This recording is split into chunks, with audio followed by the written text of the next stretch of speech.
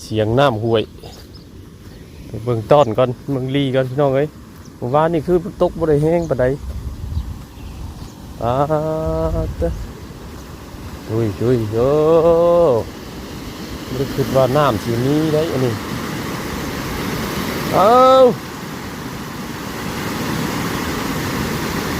น้ำมาแล้วโอ้ยอันนี้ก็เนาะขาดตลอดหายเป็นจังใดกับโบยู่เถอะแปลงเนี่ยแปลงอีกเเหยียบลงน้ำมาน้ำหมดมาน้ำมันนะพอดีกันเอาไว้หน่อยตรงนี้ก็ตลอดโอ้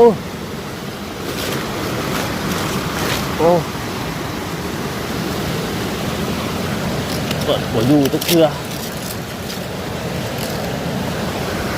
ฝนตกหัวแห้งปานใดน้ำมีติดได้อยู่ปะเนาะไม่เอาหอดแนวมาใส่ได้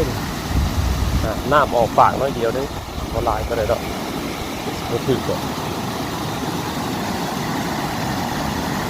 ลงมาใส่คิดว่าน้ำสีไหลเลาะนาเลยบ่ได้เอาอย่างมาทำมีปลาก็สิกลับขึ้นไปเอาแนวใส่ปลาไปเลยแล้วก็ยามมันก่อนย่อมันก่อน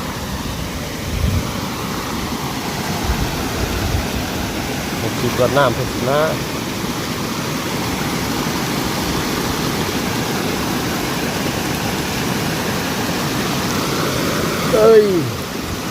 มีบ่เนาะน้ำบ่แห้งก็บ่มีนะ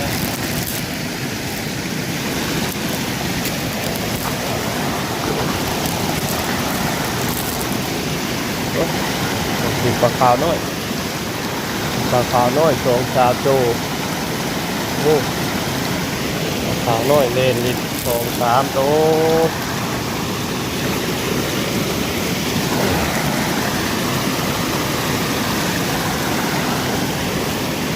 คิดว่าน้ำเป็นสีมาปาบนี้กระตุกกระคอยนี่เราไม่ได้ตกแห้งปะใดเลยเพื่อเอาแนวไม่ได้ตั้งใจมาเบิ่งเพิ่นไปเพิ่นก่อน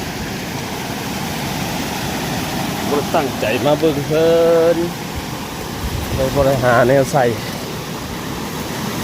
นี่ดีกว่าเลยนี่กันกูแล้วเดี๋ยวจะขึ้นมาเอาใหม่โอ้โหมีเด้อพี่น้องว้าวนักสีนักเดี๋ยวก็ตายังโอ้มีนะปลาคอนี่ปลาคอกระทึกปลาขาวกระทึกปลาดุกกระทึกนี่ปลาดุกเดี๋ยวนี้มันต้องกลับบอกเอาลงก่อนน้องเลยเอาว่าลงไงไม่ได้เอาอย่างมาไปที่สิออกก็ได้แต่เนาะไม่ได้เอาอย่างมาใส่เมื่อหาแนวมาใส่ก่อนบอกคิดว่าฝนสิตกมันเลาะน้ำนาเลาะหรือไม่เลาะเมื่อฮอดลีบัดเห็นปลาเขาลีพี่น้องเอ้ยบ่ได้เตรียมอย่างลงมาบ่ได้เตรียมถังลงมาเลยโทรให้ปลาใหญ่ลงมาน้ำหลังโอ้ยเอาถังอย่างนี้มาบัดนี้เนาะเอาถังท่อกระปั้นนี่ปลากระบอกลายดอกหางยามันเต้นออกนี่แหละ ปลาคอตัวนึงบ่เบิ่งปลาคอก็ปลาดุกอันนี้เพิ่นเอาถังน้อยๆมา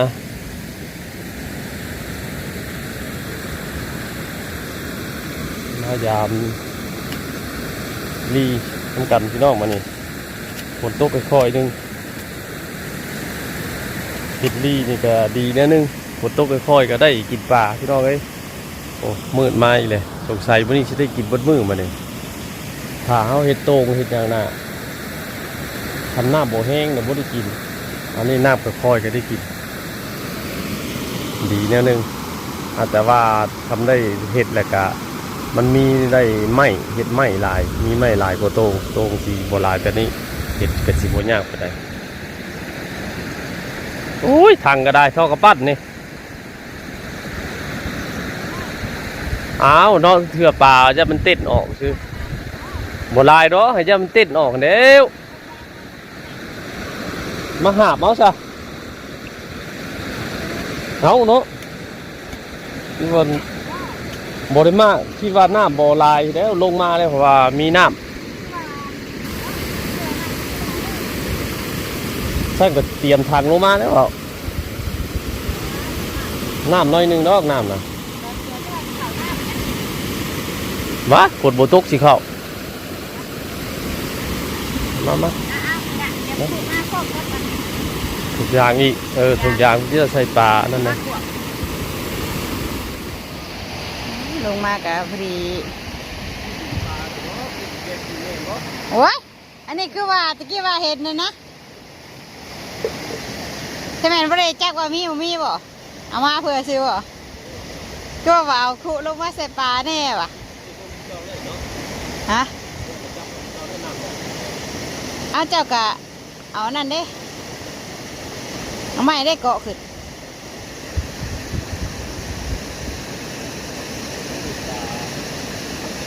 น้ำมาปลากระมีแล้วแหละตะเกาฮะว้าวแล้วมันยังแตกจากจ้าไหมก็มีแต่กระปู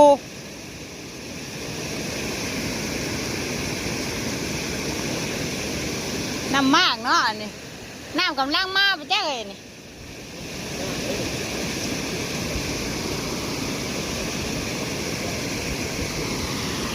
ยันน้ำกำลังมาเนาะ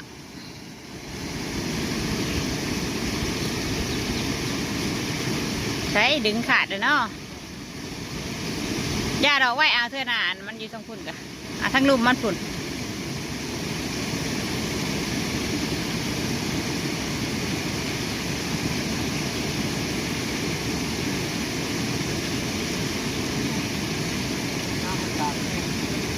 เห็ดห่านไว้แต่ก็ยังลงคือเก่า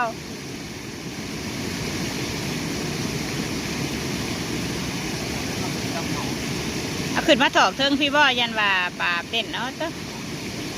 ก็คือสีได้มีป่าใช่ติอะขึ้นมาเทิงพี่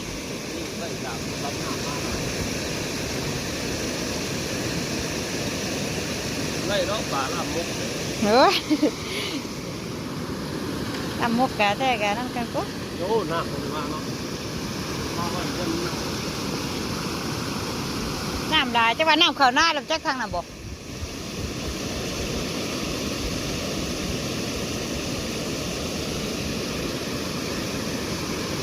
โอ้ตัวมีแต่ขี้เหงื่อมักใหญ่พวงมักใหญ่หนึ่งมีแต่ขี้เหงื่อขี้ตองเป็นมาถอกพี่ย้ำกันมาทีตัดโอ้บอกคอยเต้นเด้งอยู่โอ้มาแล้วได้เนาะคงแต่ฝนตกเนาะคงแต่ฝนตกได้กินด้วย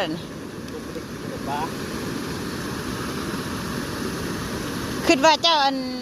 คิดว่าน้ำบ่มากคิดว่ามันอยู่ในท่อบนใดก็เอาทางน้อยนี่แหละวะก็เลยเอาคูน้อยลงมาก็คิดว่าบริน้ำน้ำห่วยสิมีสินะต้มก็ได้แห้งเนาะคือว่าเอาไล่มาที่นี่นะบ่น้ำลายซ้ำเนาะน่ะใส่ปุ๋ยเมื่อวานนี่เป่งออกบ่น้ำปุ๋ยก็ไปแล้วนี่มันตึงแล้วทางนี้ก่อนก็ให้มันปุ๋ยมันกินก่อน น่ะ ก็มากินแต่บ้านนี่ได้เมื่อวานนี่ไปแล้วพี่น้องเลยเดี่ยวกันแล้วคุยโฉบเดียวไปซ้ำไปจ้อย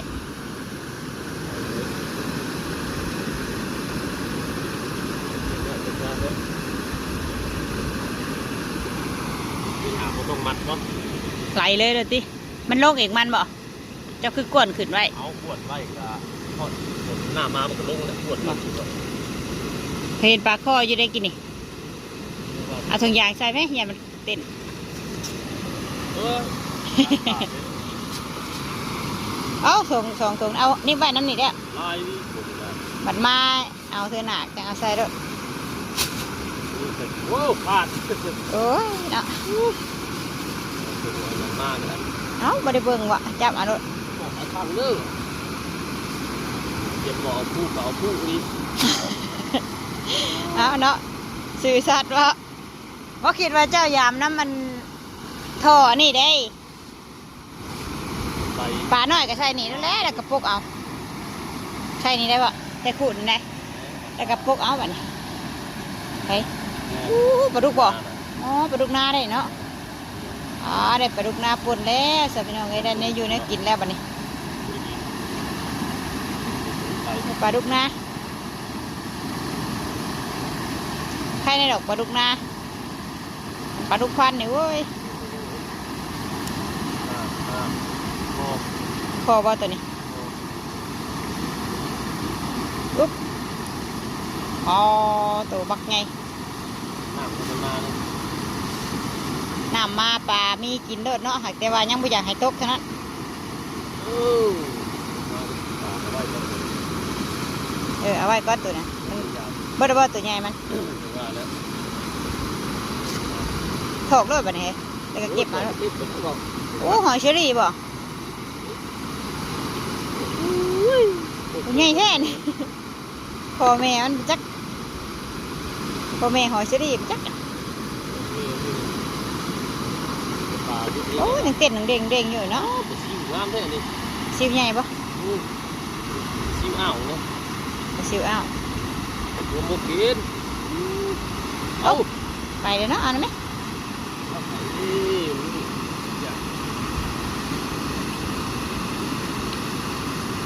รถได้กี่ปลาเดี๋ยวพวกเขากันเนี่ยเดี๋ยว บัดระเบิงทางเข่ากันนั่นสิว่าอยู่ตกก็ดีใจบ่ตกก็ดีใจว่าจังได้ใดวะคันตกก็มีอาหารกิน รถกับผมนี่ คันบ่ตกผัดจังได้ใดนะคันมีน้ำแช่เข่าบัดหอยกินเข่าก็ได้ปลาซิวได้บ่ได้แม่นปลาขาวได้เนาะปลาซิวเข่าซิวใหญ่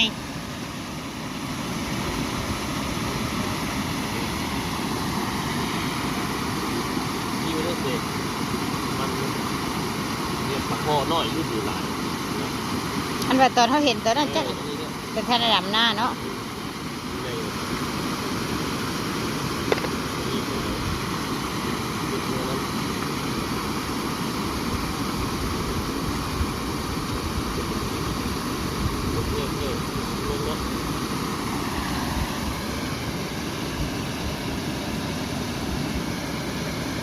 ในมุกหนึ่งบ่อ่ะก็บอกเอากระปูเอามาให้ลูก แม่อันลูกมันติดท้องโอเคผมเกิดเนาะ โอ้ยสังวาเถอะ จะพอชนีตัดเขา น้ำไหลดอกกระกับ น้ำลายลูกตัด ไหลแล้วจนถ่วมคนอ่ะก็มันไหลเขาท่อไปจัก เดี๋ยวเบาเลาะให้เนี่ย ท่านได้ข่าวบ่ มาเช็คดู น้ำบ้านบ่ บ้านเขาไล่มาเป็นในเขาเสียงไล่ลงมา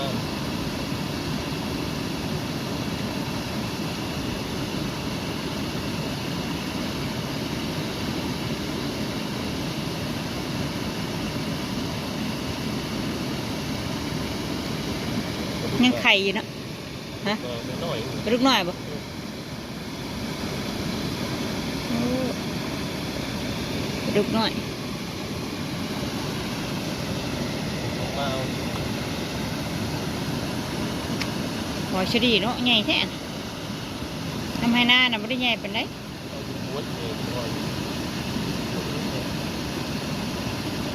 หน้าหากมาเศร้าจะปัดซิวเขาจะตายอยู่ ยังงามอยู่ติ มาติดที่นี่ยิ้มหอด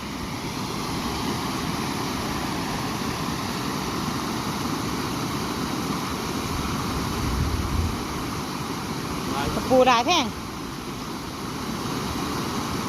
ขิบเบิดบ่ มีแต่ลูกเลิกเนี่ย มันบ่มันบ่ยามนี่นะ มัน ยามเล่นมัน ยามมันเขาลูกเด้อ อู้ ยามเกี่ยวเข้ามัน พอดีได้สับบ่มีแนวกินอยู่ลูกยังบ่ได้มีแนวกินหลายมื้อละเมื่อวานนี่ก็กินต้มไข่เมื่อใดก็กินแต่ต้มไข่มีสั่นละสองอย่างนี่แหละ บัดหน่อยหน่อยเดียวก็ดี กระดูกบ่ปล่อยมันหยัง กระโดด น้อยบ่ไปเป็นเพศติ ยังเด็กเลยเด็กผู้เด็กเนี่ย โอ้ยังไงน้อยหนึงเนาะแต่มันได้ตายมันทันได้ตายก็ปล่อยแล้วเนี่ยให้มันแพร่อีก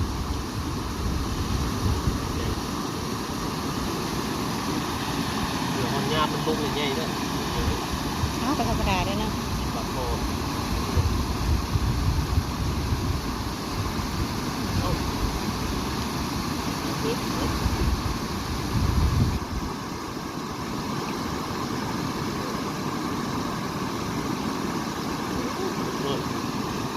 ปลาดุกน้อยแดดนี่แหละเด้อดักอะ เมื่อลายดีๆเนาะเนี่ย เอาบ่ช ได้หมู ำแล้วนี่ก็ปล่อยแล้วกู ตายดิ มันจะตายอยู่ปล่อยแล้วไหมปล่อยลงให้นานอ่ะ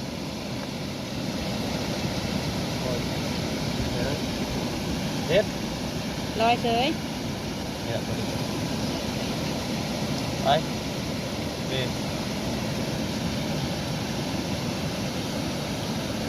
ปล่อยมันเพ หนักเนี่ยโอ้ปลาดุกลายเลย มันกินกับบ่แซ่บหรอก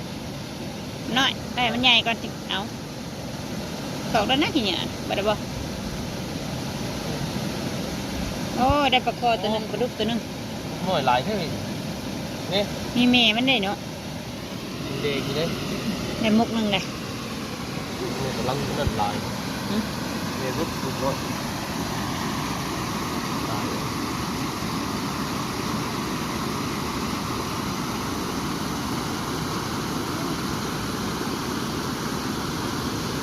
โอ้มีแต่กระปูปูมีไข่อยิบจักขนาดปลานี่เก็บเอานั้น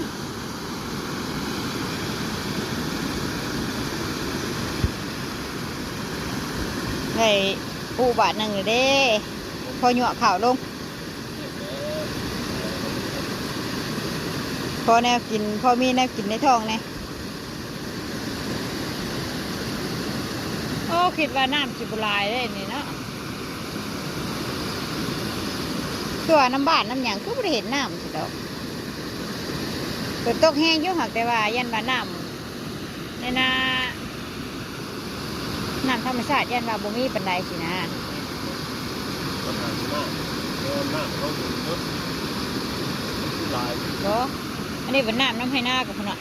หน้าเขาไล่ลงมาแล้ว จนว่าสิท่วมเข้าแล้ว ท่านซึ่งเขาบอกเอาหน้าก็ปลาหน้าไปเลย จะคือว่าปล่อยลงด้วยฉันยันว่า สุดที่ว่าที่จะขังก็ได้ว่าคือ ขังแล้วมันยันน้ำท่วมเข้าอีกแล้ว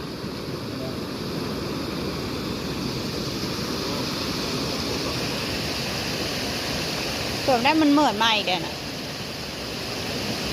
ถือได้ป่ะย้ำดอกจังหน่อยจังมาเอา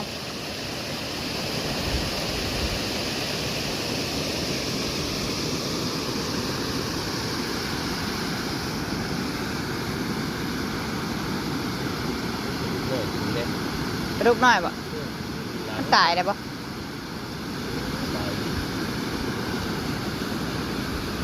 น้อยก็น้อยดีติ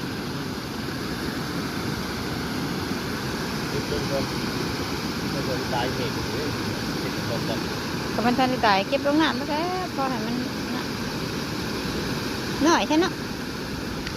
น้อยเลยลุกแต่ล้าตายเลย จัดถึงเบิ่งบ่เห็น น้อย น้อยก็น้อยโพดแล้ว ลายอยู่นะ เห็น นะ อู้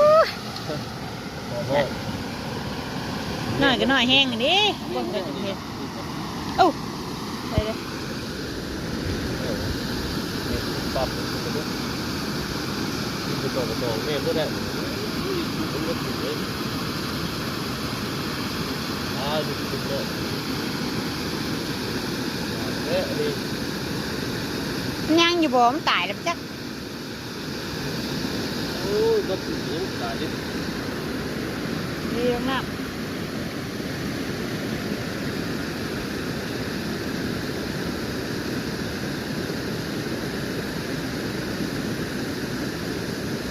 ี่ยปั๊บดู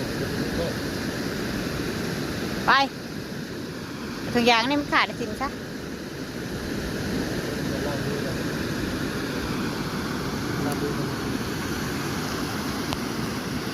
ไปกลับบ้านหนึ่งน้องเอ้ยได้พอขาดเศร้า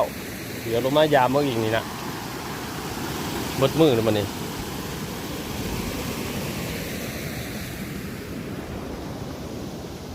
ตอนเห็ดดีน้ำไห้น้ำหน้าน้ำพอได้กินอยู่กลับหากินข้าวเศร้าก่อนเดี๋ยวจังลงมาเลาะทงเลาะท่าอีกลากันก่อนพี่น้องเอ้ยสำหรับตอนเช้าเนาะคลิปนี้อยู่ดีมีเฮงบัดสุขุทุกคนเด้อพี่น้องเด้อเนาะอยู่ทงอยู่ทา